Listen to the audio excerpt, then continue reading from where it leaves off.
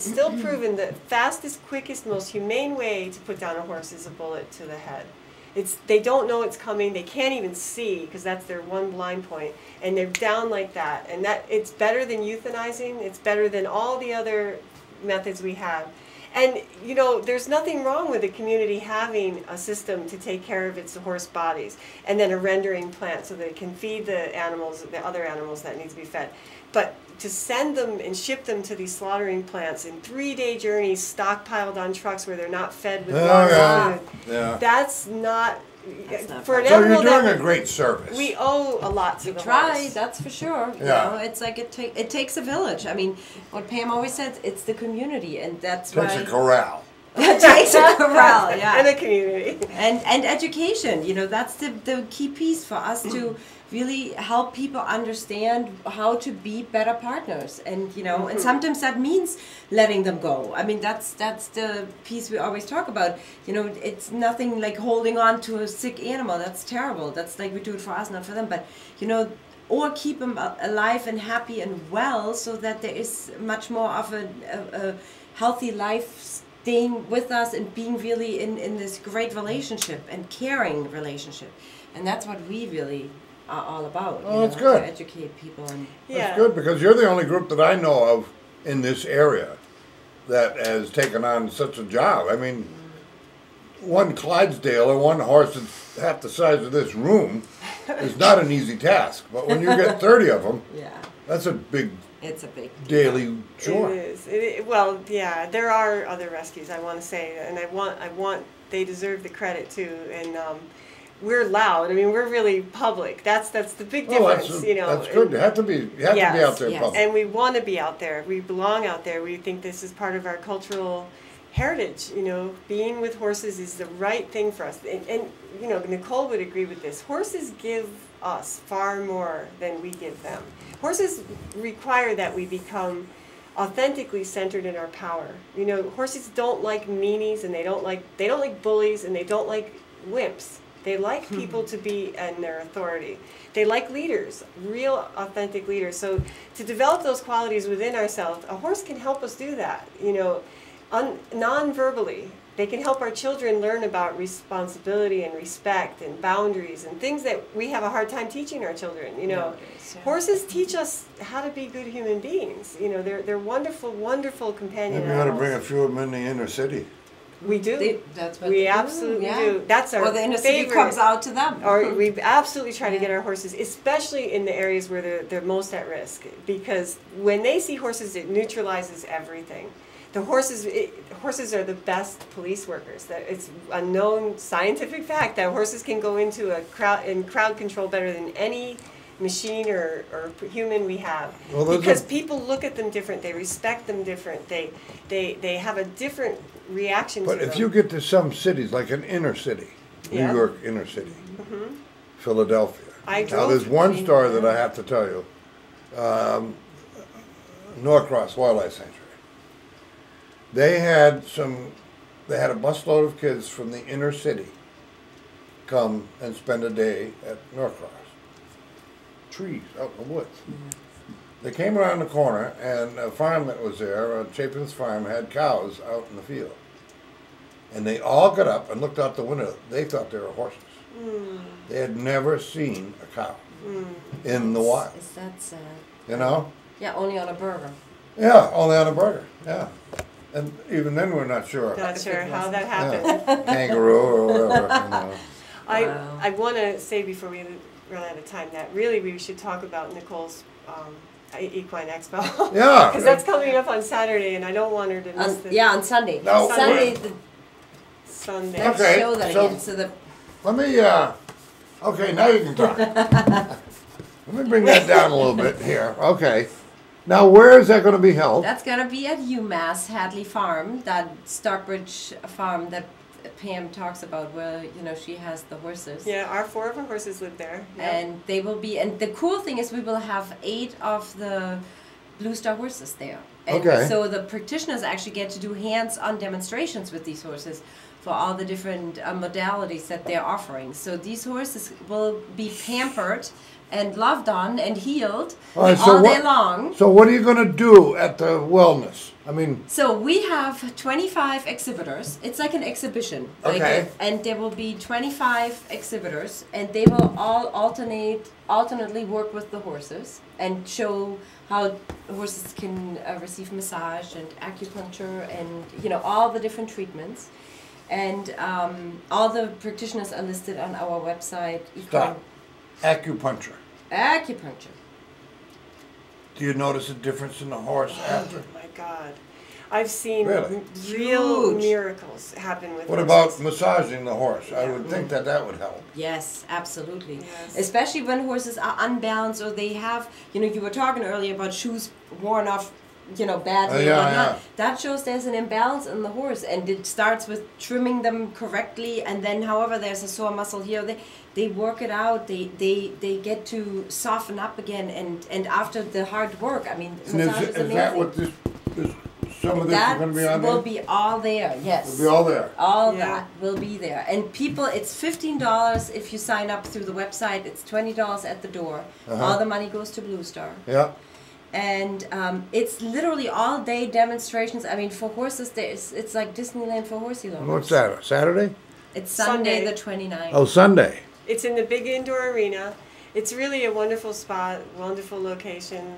We hope a lot of people come and just look at, you know, you could be healed just looking at the horses getting the help they need. Magic, the big Clydesdale will be there. Magic will be there, yeah. All of our big guys will be. A lot of our big guys need Tom that. will be there. If you want Tom will Tom, be you better there. come. Tom will be there. Then you better show up, David. You better bring some of my Bring pencils some with you. pens. And Tom, don't forget, they never forget. He'll Yeah. remember you. Yeah. He will remember you. He'll get a whiff of you and he'll be like, No, oh, no, yeah. I got a whiff of him. Oh, yeah. Yeah. Well, I'm glad you came on. That was. I'm sorry that Tom didn't come, but you said Tom will come next time. I'll bring magic next time. Yeah. Bring magic. I'll bring Tom if you want me to bring Well, Tom. you know. Thomas is he can't not eat that grass out there. I mean, he will eat that grass and be a maniac again. Well, you On a know. sugar high. You gotta just think. like You me. gotta think too that the grass has to grow really fast in your acreage out there because you got 30 horses to feed. So Yes. when they see grass this high, it's like, Oh yeah. you know. Although Heaven. I should say that we were fortunate enough to get a grant this year to improve our pastures. So they're going to be putting in this really beautiful design of pathways through our pastures. So the horses will be constantly forced to move, and there'll be whole areas in the pastures where grass will be growing. So it's going to be very beautiful at Blue Star this year. Huh. Instead of looking like, you know, the Now, for devastation people who that don't you know where see. Blue Star is, where is it? It's on Route 181 in Palmer. It's on the Bondsville-Palmer line. It's the old Burgundy Brook farm. Lots Right. of people know Burgundy Brook restaurant today is very successful. A little CJ's ways restaurant. past the courthouse. Little, yep. Up So on the left. if you could get can't miss arrested, them. If you get arrested, it's a little up on the left. You can ask them if you could stop by there. Get They away. let people work off their hours there. So oh, that's a good Yeah, idea. There you go. If you get Oh, that's a arrested good and you have idea. a fine and you can't pay it, you can go work on the farm. Ah, well, that's the way it should be. It You is. know? It's a wonderful program. Yep. I thank Yeah. you for coming. Great. Thank you so much for having us. And you had to come quite a distance, I know. It was worth every mile. This will be shown all week, and then it'll be put up on our website. And somebody in Saudi Arabia will be able to watch this in Oh, a it's week. beautiful. We'll do an Equa Wellness Expo over there. Yeah, that's a good idea. No problem. They would probably appreciate Yeah. it. They love their horses. Yeah, and Yeah. this sounds pretty interesting to have a horse. Yeah. I've never owned a horse. Yeah. And you know what, though, actually, it's good you're saying this because all these practitioners work mostly with animals, but not just horses. They work with canines, with dogs, with cats. So anybody who has an animal will benefit from coming and learning something. So, you know, that's, Well, I mean, it's you will interesting- never find it's that many interesting. people. Next week you're going to have the dog Yeah. whisperer here. I know, that's great. So Tell him that'll about be, this. Yeah. Maybe if he whispers with horses, he can also come next year. Yeah. Whispering Tom's horse. Where's my pen? You know, David, on a final note, you know that we brought Chief Orville Looking Horse here Oh, yes. to be interviewed. Yep. And his famous for loving horses, especially, and he prayed for our horses while he was there.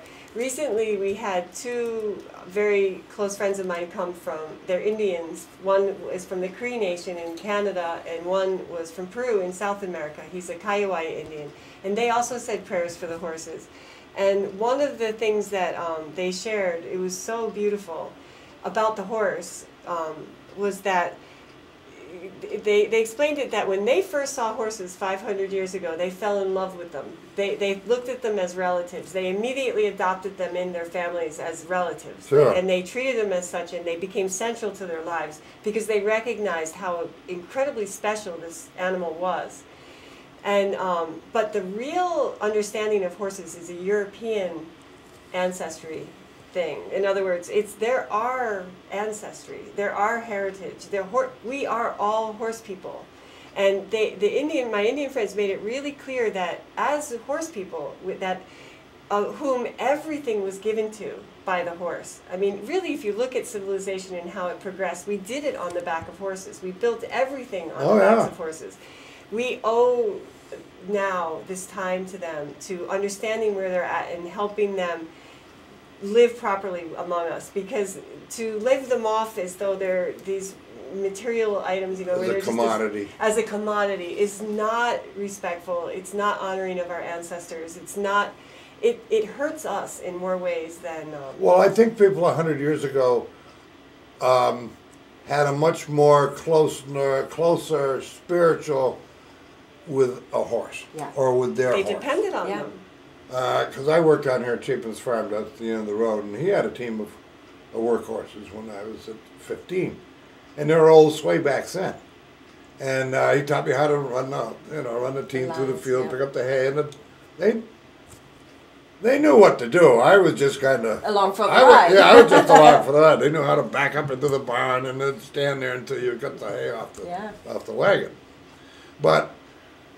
And I think a horse back then was considered good luck, because in my cellar, my house was built in 1873, up in the rafters there's a horseshoe, which is up, and the bit nailed across. Wow, cool. That's so amazing that you say that, because these two Indian gentlemen said that they're angels, and they're a gift to mankind. And that they don't want to be pets. They want to be helpful. That's what they really want. It's not, they don't like being pets. They don't want to be seen as pets. They want to be helpful alongside of us. I just thought that was so profoundly interesting and amazing and beautiful. And it's something for us all to think about. Oh, sure. Yeah. We really do need to. Well, if you go to the expo, you could think about it. You can think about it. And practice and see what's going on, and take a ride up to Blue Star, which is on Route 181. 181 at Burgundy Brook Farm. And it's only just down the road. Right down the road. Yep. And we're going to be in your parade, I believe, the Wales 250th parade. Well, we're just doing the town hall, and I haven't got into it yet. But you're not having a parade? I thought we were in. Oh yeah, we are. I think we're in it. I'm pretty sure we're. What I plan to do is get the hearse out. I have to take it apart. Oh. Get it outside, because we restored the hearse house. Oh, you With did! the hearse stayed. That hearse is amazing. Oh my God. So we need a horse to pull the horse. We can pull that. Tom will be right there. No, Well, Tom, I think, would be too big. He's too big, but Yeah. we do have horses that can. You do have a horse. Absolutely. You probably. Well, we'll talk about it, but That's great. But I know. I had somebody look at the wagon last year, or the hearse, and it is in service. It's the most in beautiful. really nice shape. Oh, that's neat. Did you see it? I've looked in the window. Oh, okay. And seen it. It's unbelievable. You didn't find me laying in it. No, but my God, what a relic you have there. And yeah, I think we're pulling something else, but we would be honored if you can't find anyone else. Oh, yeah. We'd be honored. Oh, they're to very do it. good. Yeah. We've been asked to pull some really big historical pieces, so we're good at it. Cool. Yeah. Thank you for coming. Fabulous. David. Thank you so much. All righty. All right. Let's see. We'll finish this off with 7 beers with the wrong man.